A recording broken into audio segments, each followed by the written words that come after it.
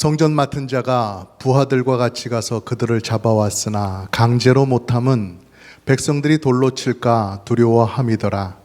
그들을 끌어다가 공회 앞에 세우니 대제사장이 물어 이르되 우리가 이 이름으로 사람들을 가르치지 말라고 엄금하였으되 너희가 너희 가르침을 예루살렘에 가득하게 하니 이 사람의 피를 우리에게로 돌리고자 함이로다.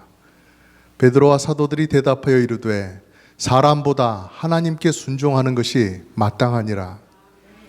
너희가 나무에 달아 죽인 예수를 우리 조상의 하나님이 살리시고 이스라엘에게 회개함과 죄 사함을 주시려고 그를 오른손으로 높이사 임금과 구주로 삼으셨느니라. 우리는 이 일의 증인이요 하나님이 자기에게 순종하는 사람들에게 주신 성령도 그러하니라 하더라. 아멘.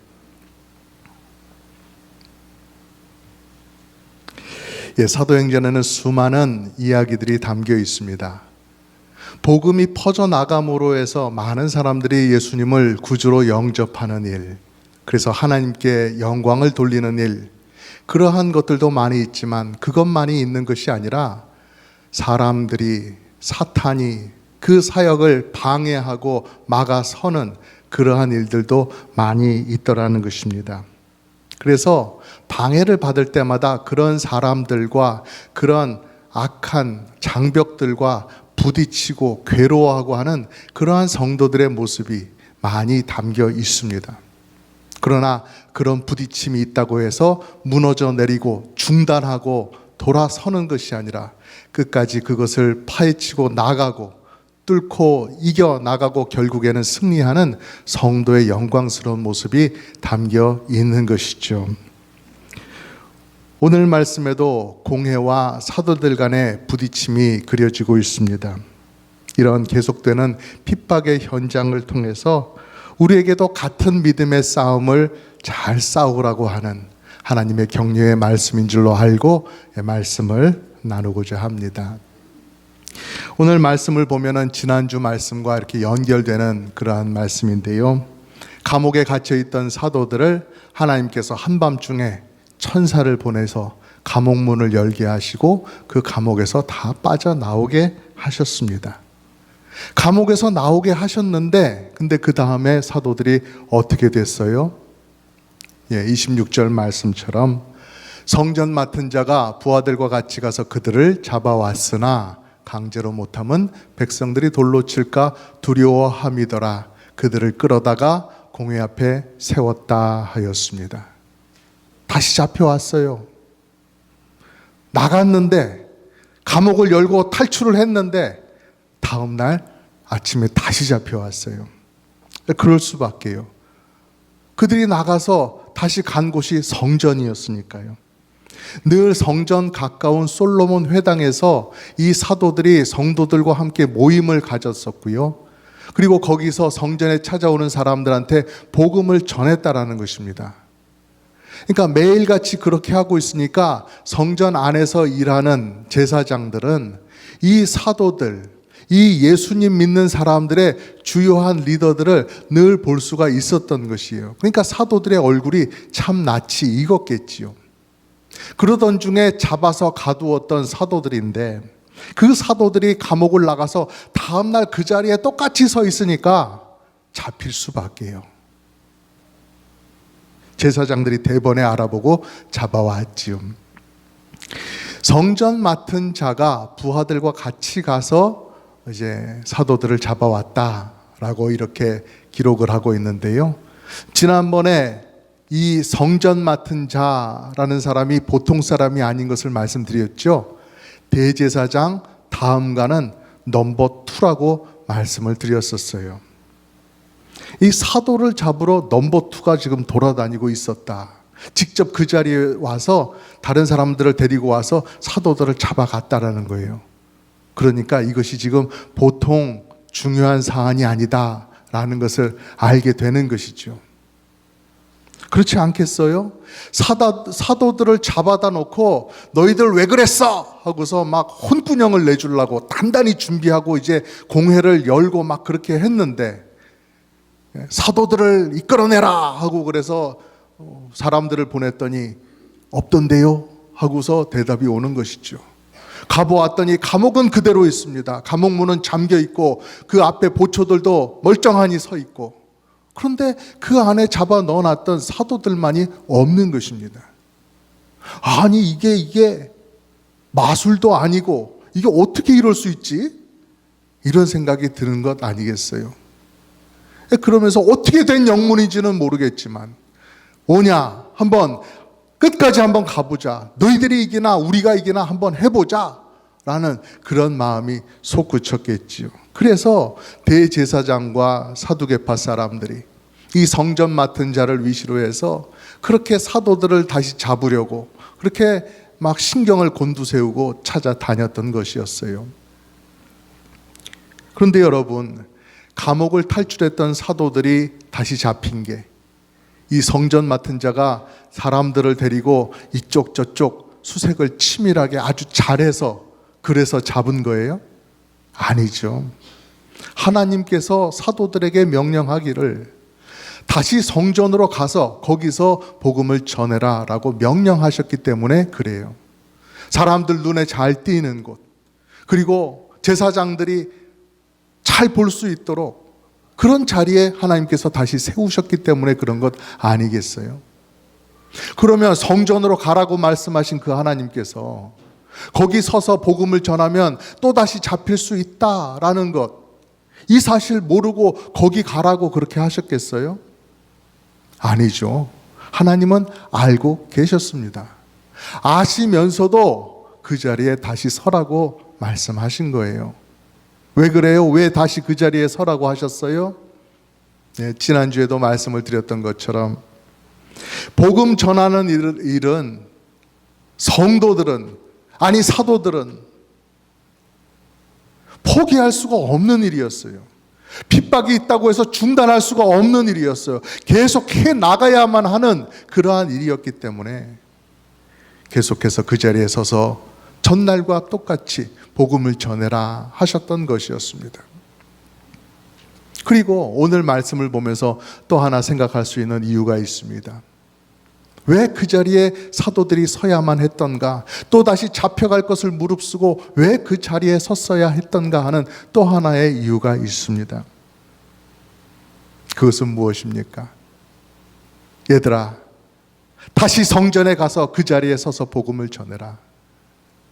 아무리 공회와 대제사장들이 너를 잡아 가둔다고 할지라도 하나님께서 풀어주시면 풀려나는 것이기 때문에 예수님의 사람들은 세상이 가둔다고 해서 가두어지는 사람들이 아니다. 예수님의 사람들은 복음을 전하지 말라고 핍박을 한다고 해서 멈추고 포기하는 사람들이 아니다.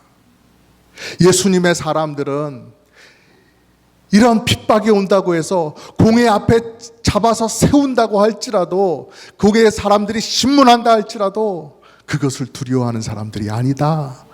바로 그것을 보여주어라.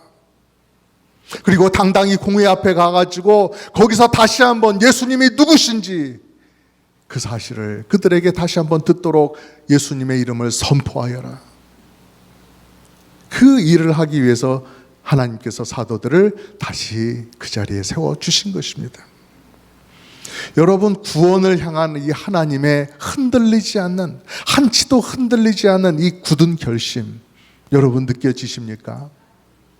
한밤중에 천사를 보내셔가지고 성도들을, 사도들을 나오게 하신 하나님이세요. 근데 그 하나님께서 듣기만 해도 살떨리는 그 공회 앞에 사도들을 다시 한번 세우신단 말이에요. 오죽하셨으면, 오죽 그 강한 열망이 있으시면, 그 강한 사역과 그 미래와 구원 얻을 영혼들을 바라보시면서 얼마나 일이 중요하면 하나님께서 일을 이렇게 하시겠냐는 것이죠. 이렇게 해서 사도들은 다시 공회에 섰습니다. 공회는 열렸지요.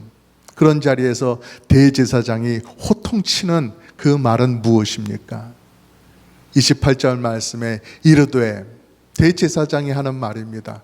우리가 이 이름으로 사람을 가르치지 말라고 엄금하였으되, 엄히 금지하였으되 너희가 너희 가르침을 예루살렘에 가득하게 하니 이 사람의 피를 우리에게로 돌리고자 함이로다. 이렇게 말하는 것이었습니다. 공회의 입장이 이렇다는 것이에요. 공회가 보기에 너희들의 행동을 이렇게 볼 수밖에 없다라고 말하는 것입니다. 너희들이 뭔가 공회에 맺힌 게 있어서 공회에 복수하고자 하는 마음으로 지금 이렇게 하고 있구나 라고 말하는 것입니다. 이 사람의 피를 우리에게 돌리고자 한다.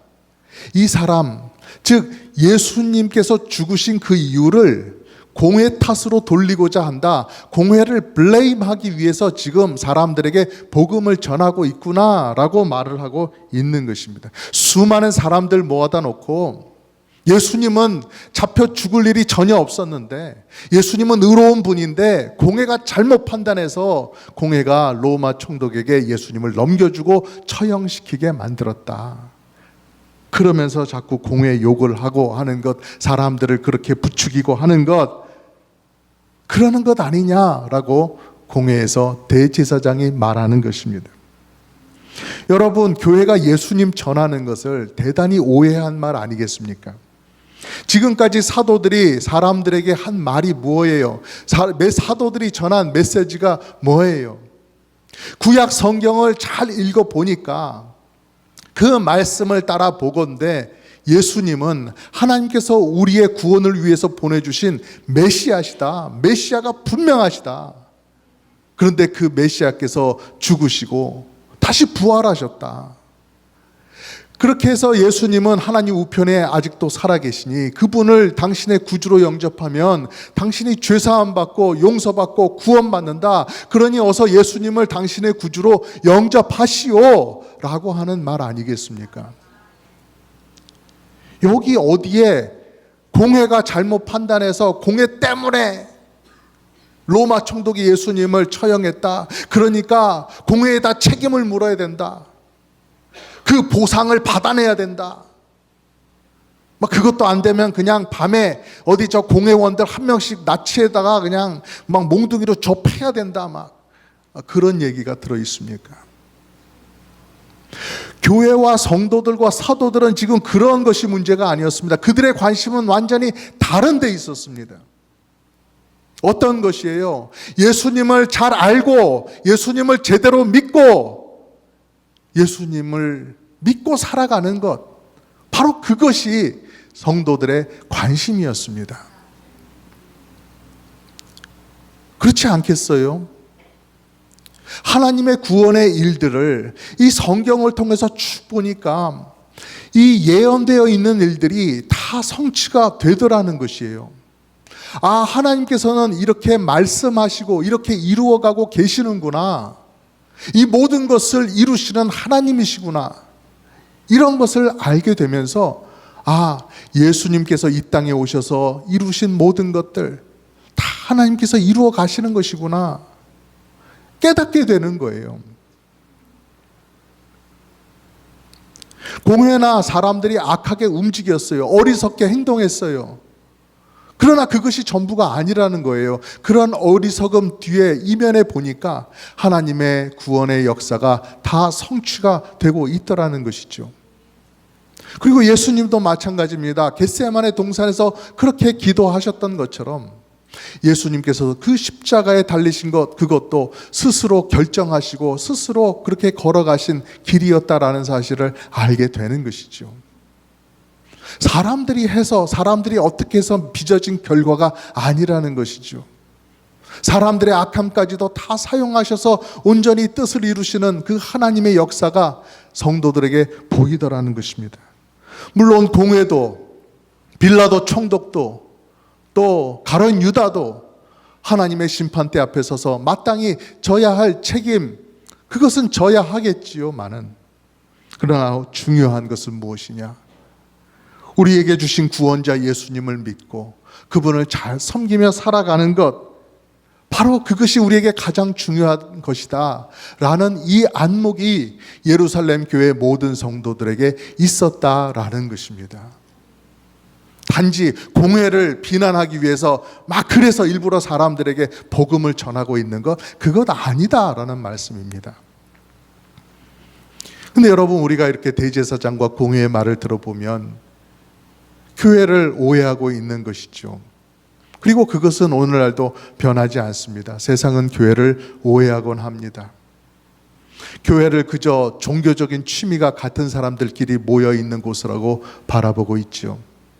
자기들끼리 모여서 막 좋다, 뭐 귀하다, 뭐 그러면서 자화자찬은 많이 하는데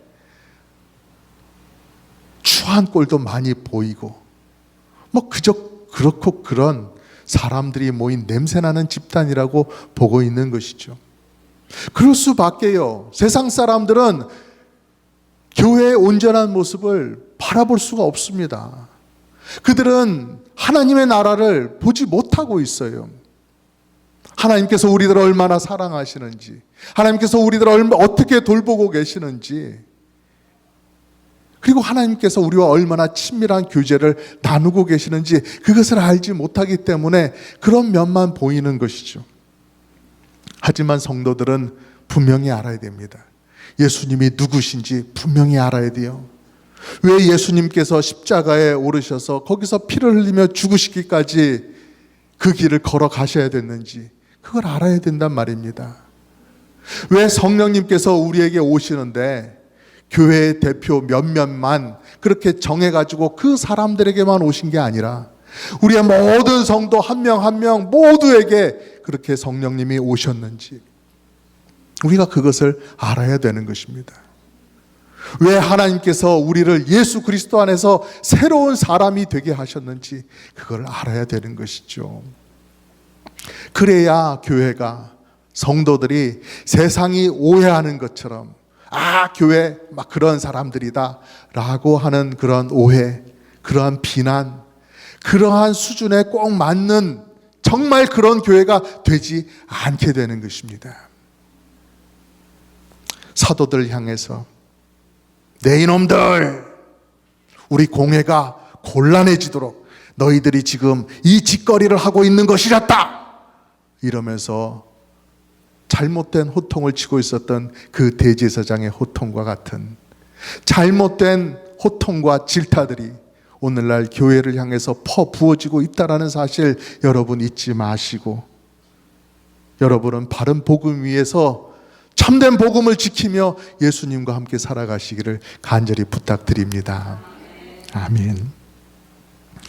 이렇게 대제사장은 엉뚱한 질문과 엉뚱한 호통으로 헛발질을 날렸는데요, 그에 대해서 베드로 사도는 아주 정확하게 진중하게 대답함으로써 이 대제사장과 공회 사람들의 콧대를 완전히 납작하게 만들어 주었습니다. 베드로 사도가 어떻게 대답했는지 우리 같이 한번 읽어볼까요? 시작. 베드로와 사도들이 대답하여 이르되 사람보다 하나님께 순종하는 것이 마땅하니라. 아멘.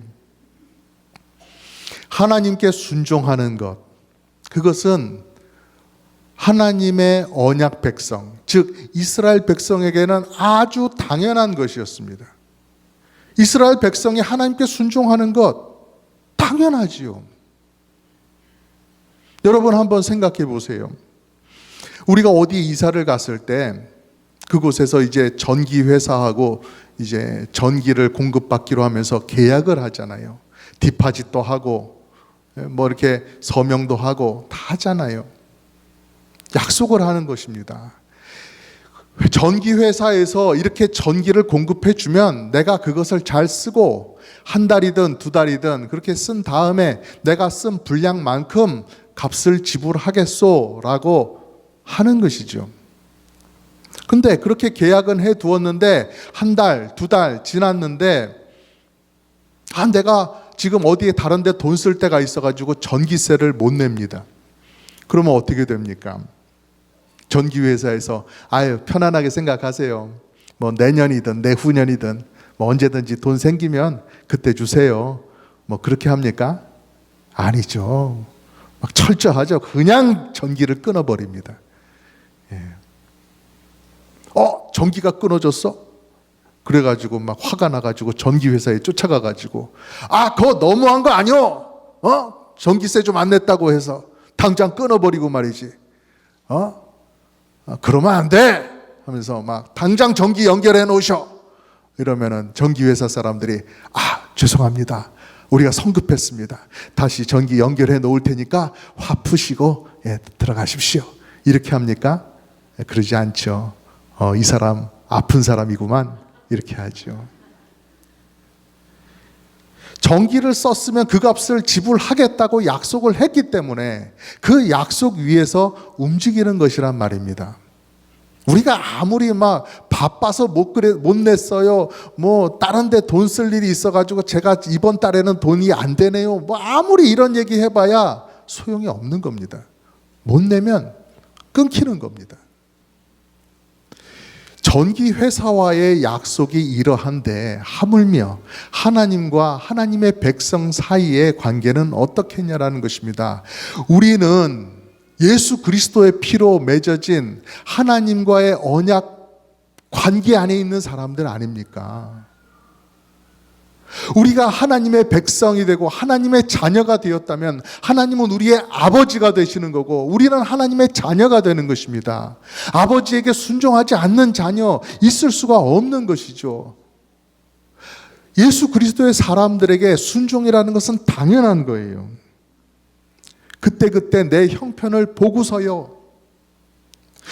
일단 무슨 말씀을 하시는지 어떤 명령을 내리시는지 제가 한번 잘 생각해보고 그때그때 결정을 내리겠습니다. 그래서 될 일이 아니라는 거예요. 그런 순종은 하나님께서 기뻐하시는 순종이 아니라는 거죠. 성경이 말씀하는 순종은 그런 것이 아니에요. 그러면 여러분, 지금 이 공회 자리에 있는 대제사장, 공회의 멤버들, 또 사도들도 마찬가지고요. 이 사람들 다 유대인들 아닙니까? 이스라엘 백성들의 후예들 아니겠습니까? 다 언약 백성 가운데 있는 사람들로서 당연히 하나님께 순종해야 하는 사람들이죠. 그런데 왜 사도들이 새삼스럽게 하나님께 순종해야 된다라고 말을 하고 있는 것이에요?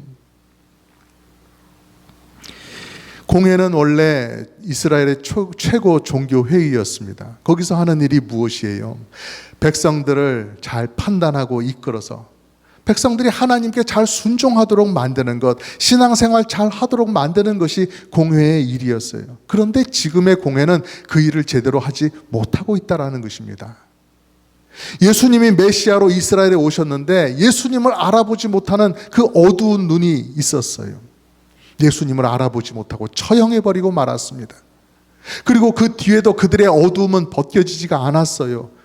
계속해서 복음 전하는 사도들을 불러다가 엉뚱한 포인트를 잡고 호통을 치고 있고 예수님 전하지 말라고 명령하고 핍박하더라는 것이죠. 그러니까 사도들의 대답은 무엇입니까? 이러한 명령, 그 공회가 하는 것들, 그것은 하나님의 뜻을 전하는 공회가 아니고 하나님의 뜻을 대리로 펴는 그 자리가 아니고 단지 인간적인 생각으로 자기들 집단만 생각하며 그렇게 유지되어가는 그러한 모습이다.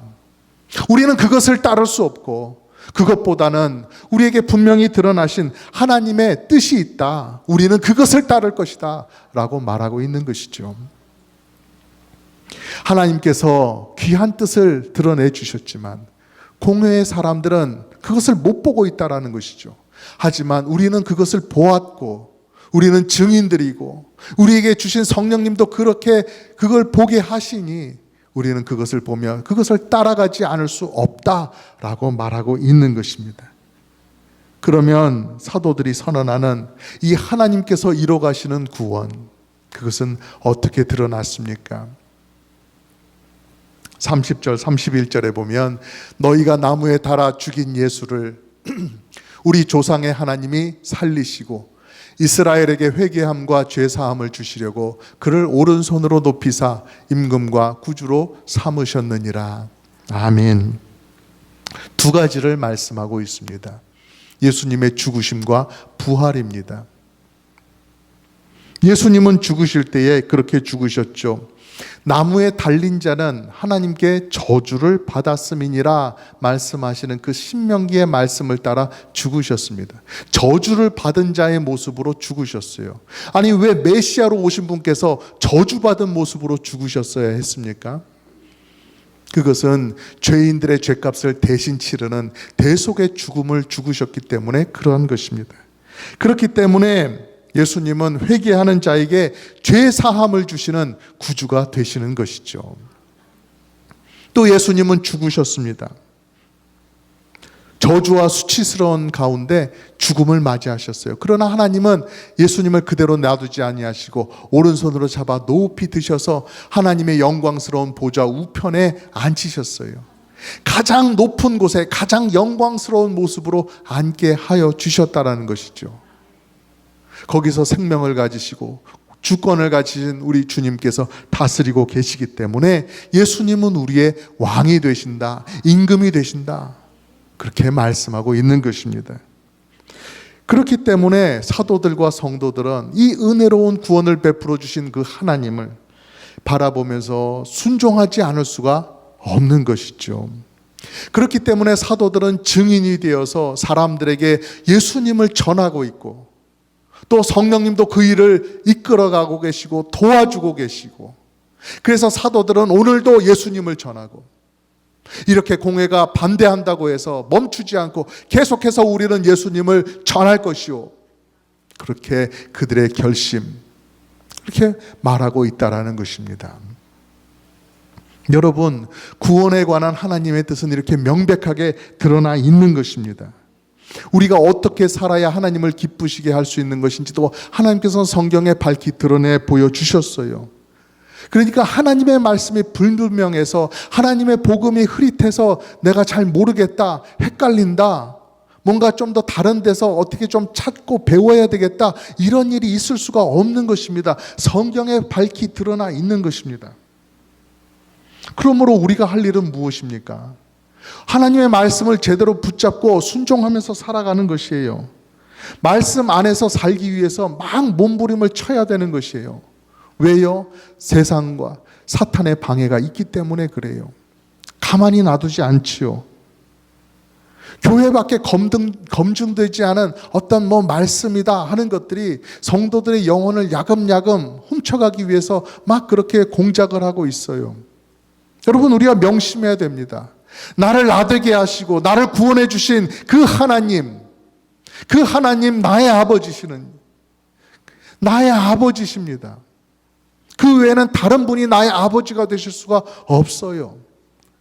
옆집 아저씨가 아무리 인상 좋고 착해 보이고 좋은 것을 줄 것처럼 그렇게 보여도 나의 하늘 아버지를 대신해 줄 수는 없는 겁니다. 사탄은 참으로 간사해서 속이기를 잘합니다. 무엇이든지 붙잡고 속이려고 해요. 하나님의 말씀조차도 막 뒤틀어가지고 사람들한테 오해하게 만들고 착각하게 만들고 현혹해서 막 다른 데로 이끌어 나가려고 합니다.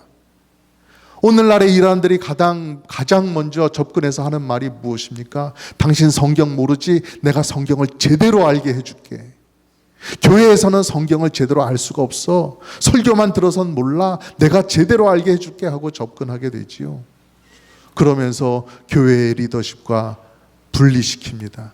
교회는 믿고 따를 수가 없는 곳이야. 교회에 세워진 그런 리더십들 따라가서는 안 돼. 바보가 될 뿐이야 라고 그렇게 이간질시키고 나누게 합니다. 그리고 교회에 몸담고 교회에서 하는 하나님의 일에 열심을 내지 못하게 막아요. 그러면서 그 영혼을 다른 데로 빼내가는 것입니다. 그런데 접촉을 하면서 나는 절대로 그럴 일 없다, 나는 그런 것을 영향을 받지 않는다, 나는 속지 않는다 라고 그렇게 자만할 수는 없을 것입니다. 그러니 여러분, 간절히 부탁드리건대 오늘 말씀에서 보는 것처럼 하나님께서 세워주신 교회라고 하는 귀한 울타리 안에서 복음을 지키고 복음을 붙잡고 그것이 아닌 것들은 쳐내가면서 정리해 나가면서 선한 믿음의 걸음을 걸어 나가시기를 간절히 부탁을 드립니다. 하나님께서는 사도들을 풀어주실 때, 자, 이제 감옥문을 나가서 멀리 가라, 이제는 누구도 찾을 수 없을 그러한 곳으로 가서 살아라, 그렇게 하실 수도 있었지만 그렇게 하지 않으셨어요. 다들 보고 또 뻔히 잡힐 것이 예상되는 그곳에 다시 서게 하셨어요. 공회에 잡혀가게 하신 것이죠.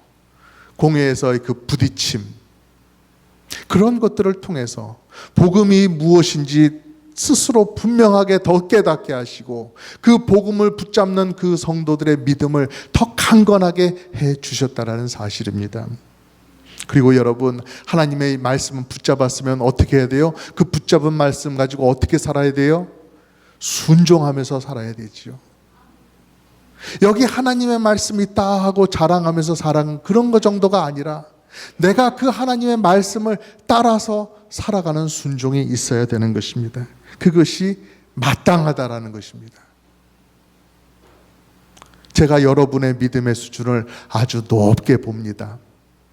왜냐하면요, 지난 10년 동안 저에게 오셔가지고 목사님, 하나님의 말씀은 이런데 제가 이 말씀 순종해야 될까요? 아니면 순종 안 해도 될까요? 그렇게 묻는 분이 한 분도 없었어요. 여러분 다 말씀에 잘 순종해서 살아가고 계신 줄 믿습니다. 네. 예수님께서 아버지의 뜻에 순종했기 때문에 이 땅에 교회가 세워졌습니다. 사도들과 초대교회 성도들, 지금까지 있었던 많은 신앙의 선배들이 핍박이 있었지만 핍박에 멈추지 않고 계속해서 예수님을 전했기 때문에 오늘날 우리들도 예수님을 믿고 이 자리에 앉아서 구원의 기쁨을 말할 수 있는 성도들이 다 된 것입니다. 여러분, 우리도 그 믿음, 그 순종 이어받기를 간절히 바랍니다. 우리가 순종하면 우리도 구원의 유익을 얻고 우리 주변에 계신 분들, 또 우리의 자녀들, 다음 세대들도 다 그렇게 생명의 유익을 이어받게 될 것입니다. 핍박 가운데 보여준 그 귀한 순종,